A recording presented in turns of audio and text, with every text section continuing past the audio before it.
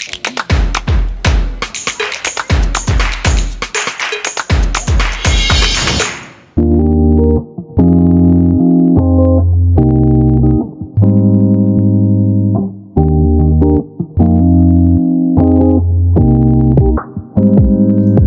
starting the video, Subhash दाइ र हामी चाहिँ छुटेको थियौँ अनि बल्ल यहाँ कमल पोखरेमा भेटेको थियौँ। म र त्यो दाइ चाहिँ भिडियो खिच्दै आउँदै थियौँ बाटोमा अनि सुभाष दाइको मोबाइल मसँग थियो अनि सुभाष दाइले एउटा र्यान्डम मान्छेबाट कल गरेर हामीलाई कन्ट्याक्ट गरेर कमल पोखरेमा छु भन्नुभयो। हामी चाहिँ अगाडि यता कलडारको छेउमा त्यो पसलबाट चाहिँ पन्जा किन्नलाई भनेर रोकेको थियौँ।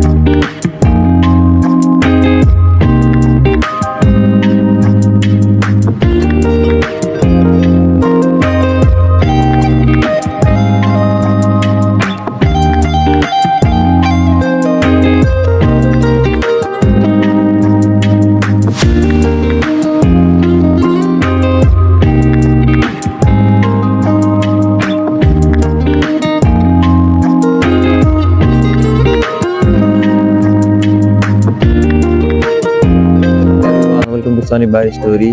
अनि आई होप सबैजना सन्चै हुनुहुन्छ अनि धेरै धन्यवाद सबैजनाले हाम्रो फर्स्ट भिडियोमा यति धेरै माया सपोर्ट गरिदिनु भयो। अनि आज चाहिँ हामी यहाँ कृतिपुर आएको छौँ होइन अनि हामीसँग हुनुहुन्छ यहाँ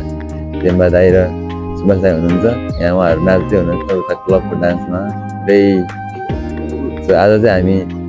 सकेसम्म कृतिपुरहरूको धेरै ठाउँ घुम्नेछौँ अनि तपाईँहरूलाई देखाउनेछौँ।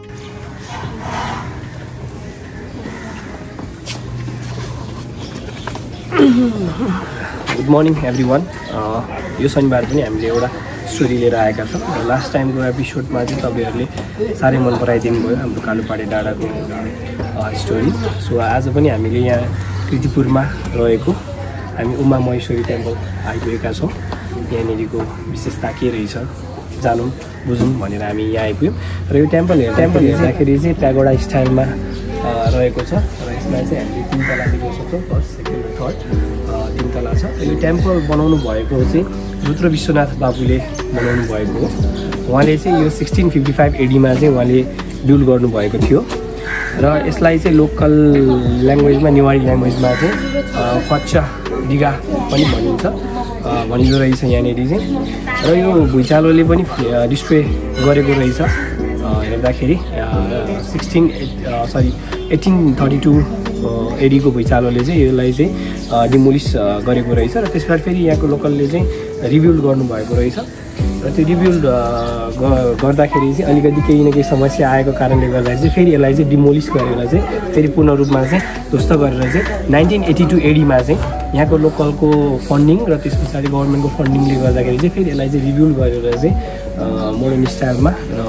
भुइँचालो पछाडि चाहिँ पुनर्निर्माण गरिएको रहेछ यसलाई चाहिँ। र यो मन्दिरमा छिर्नको लागि चाहिँ 4वटा प्रवेशद्वार रहेको रहेछ र हामी चाहिँ अहिले मेन प्रवेशद्वारको अगाडि बसिरहेका छौँ र मेन प्रवेशद्वार अगाडि चाहिँ हामीले 2टा इलाफेन्ट 2टा हात्ती यहाँनिर देख्छौँ र यो हात्तीले चाहिँ के सिम्बोलाइज गर्छ भन्दाखेरि एज अ सेक्रेटरी गार्डको रूपमा चाहिँ काम गरिरहेको छ यो मन्दिरको विशेष गरी गार्डको रूपमा। र यहाँनिर भित्र चाहिँ हामी महादेव शिवजीको चाहिँ उमा महेश्वर रूप चाहिँ यहाँभित्र रहेको छ र यहाँ पूजाआजा पनि बिहान यहाँका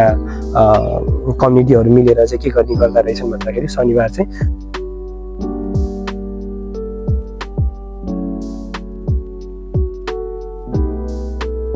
गर्नुहुँदो रहेछ। र हामी कसैलाई भेट्यौँ भनेदेखि अझै यस मन्दिरको बारेमा चाहिँ गहिराईमा चाहिँ बुझ्नलाई हामी खोज्छौँ। कसैसँग हामीले अन्तर्वार्ता वा केही कुराहरू प्रश्नहरू सोध्न सक्यौँ भनेदेखि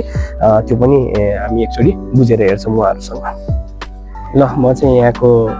बजु भन्ने हजुरआमासँग चाहिँ कुरा गर्न गइरहेको छु यो मन्दिरको बारेमा। यो मन्दिर कुन भगवान हुनुहुन्छ? शिव पार्वती दुईजना हजुर उमामेश्वर मन्दिर है यो कसले बनाएको केही थाहा छ तपाईँलाई थाहा छैन म यहाँ मान्छे होइन ओ माइती ओ मछगाउँ तल बे गरेर आउनुभयो हजुर बे गरेर बुढा केही थाहा छैन केही पनि थाहा छैन है तपाईँलाई अनि त्यस पछाडि यो मन्दिरमा पूजा चाहिँ केही न केही होला नि भगवान् प्रति आस्था पूजा गर्दाखेरि केही न केही अनि मैले चाहिँ के सुनेको थिएँ भन्दाखेरि यदि बच्चाहरू हराए वा बच्चाहरू क्या आफ्नो बच्चाहरू हराए भेटेनन् भनेदेखि चाहिँ भगवान् आएर पूजाआजा गरेर गए पछाडि त्यो बच्चाहरू भेट्ने जसको बच्चा हुँदैन उसले पनि आएर पूजा गर्यो भने चाहिँ बच्चा भेट्ने भन्ने कुरा चाहिँ मैले गुगलमा चाहिँ भेटेको थिएँ क्या त्यस्तो केही छ कि भनेर क्या छैन त्यस्तो केही पनि होइन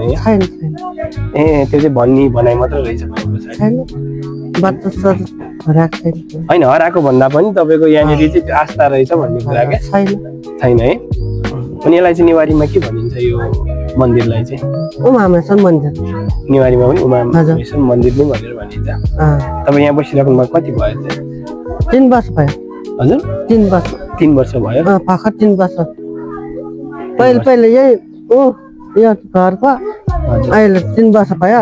त्यो समूहबाट खोलेको हजुर 3 वर्ष भयो 3 वर्ष अनि यहाँनिर चाहिँ शनिबार चाहिँ सबैजना मिलेर शनिबार 7 जना सबै गर्ने के डेली पाले पिलो आउनुहुन्छ कि हजुर पालो गरेर आउनुहुन्छ हस् धेरै कुराहरु अस्ति म हामी 7 जना आज 7 जना हजुर अनि दशैंमा चाहिँ पूजा हुन्छ पूजाआजा दशैंतिर चाहिँ मेन दशैंमा हुँदैन हामी पूजा गर्ने तपाईहरुले पूजा गर्नुहुन्छ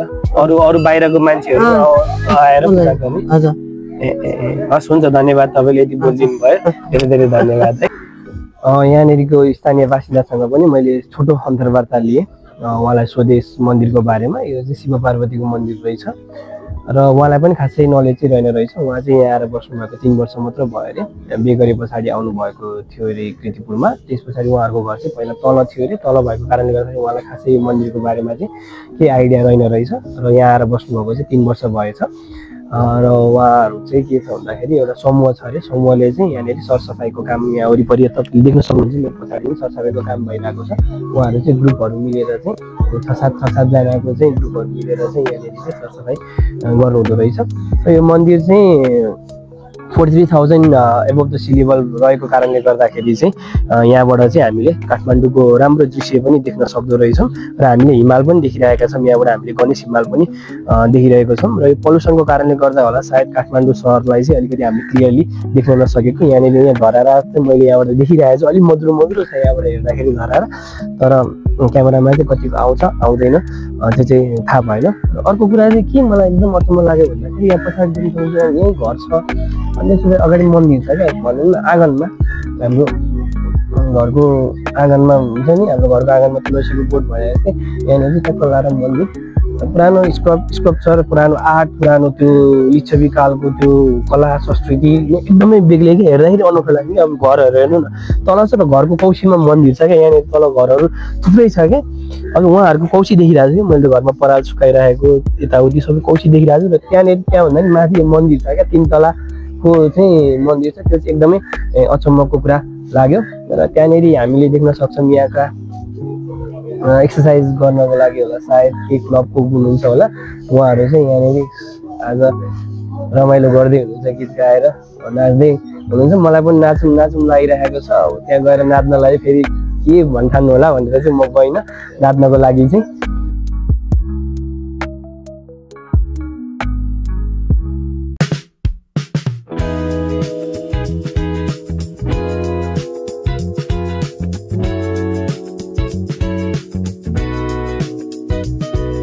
उमामहेश्वर टेम्पल चाहिँ हामी घुमिसक्यौँ अनि अब चाहिँ हामी यहाँ ब्रेकफास्ट खान जान आइरहेको अनि यो हुनुहुन्छ त्यो दाइ र हाम्रो सुभाष दाइ अनि अब चाहिँ हामी ब्रेकफास्ट खान जान आइरहेको अन्त हामी चाहिँ त्यही भेट्छौँ तपाईँहरू खाजा चाहिँ हामीले चाहिँ अन्डा बाह्र अनि चरा अनि चिया खायौँ त्यहाँ खासै खाजा चाहिँ नपाइने रहेछ अनि हामीले त्यही भेट्यौँ त्यही खायौँ अब चाहिँ हामी खाजा खाइसक्यौँ अनि अब चाहिँ हामी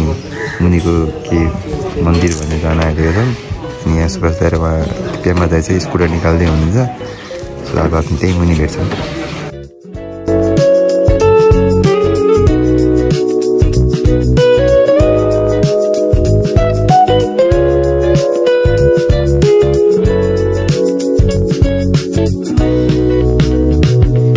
यहाँ चाहिँ बिहानै सानो बजार लाग्दो रहेछ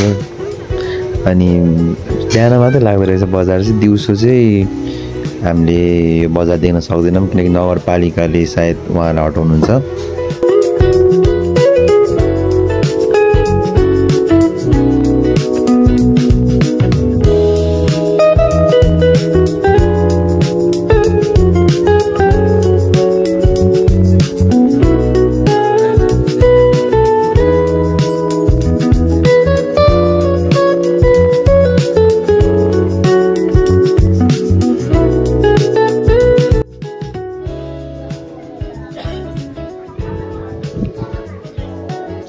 घुम्दै जाँदाखेरि हामी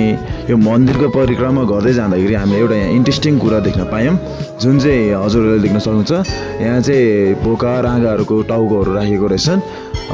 र हामीले यहीँको लोकल बासिन्दालाई सोद्धाखेरि चाहिँ उहाँले के भन्नुभयो भन्दाखेरि चाहिँ यसलाई ढोक्दाखेरि चाहिँ के हुन्छ भन्दाखेरि हाम्रो शत्रुहरू चाहिँ पराजयबाट टाँडिने हुँदो रहेछ सो यही बिलिफ लिएर चाहिँ उनीहरूले चाहिँ यहाँ पनि पूजा गर्दो रहेछन् सो यो एउटा यस मन्दिरको एउटा विशेषताको रूपमा पनि मानिँदो रहेछ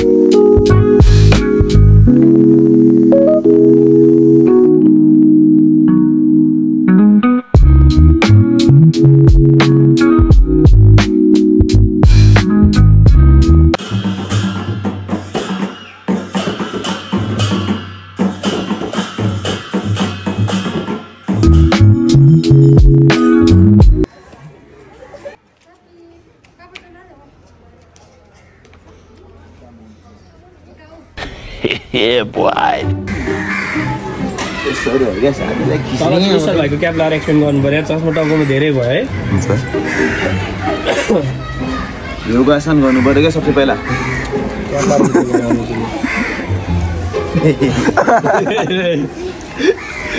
ओके हाजिरी राजेको मलाई तपाईँ हाजिरी नहुनु